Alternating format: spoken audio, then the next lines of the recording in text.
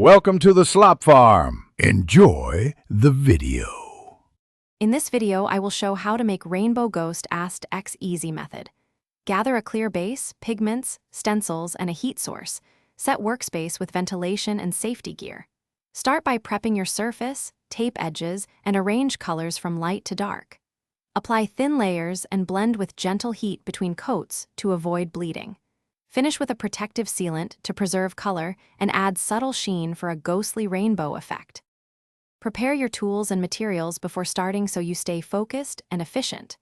Lay out pigments in order, label containers, and tape off any areas you want to remain clear.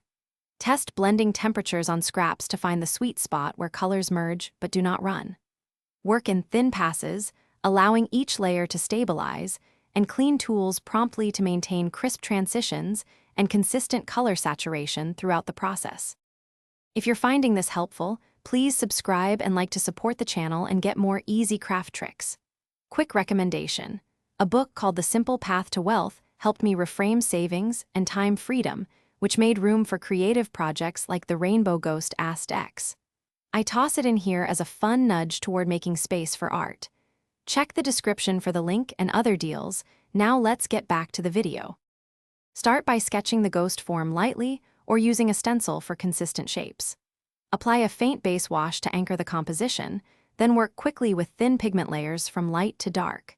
Use brief heat pulses to set each layer and prevent bleeding while blending gently with a soft brush. Add highlights and soft shadows to give depth, then finish by sealing the piece to protect the delicate rainbow gradients and enhance durability.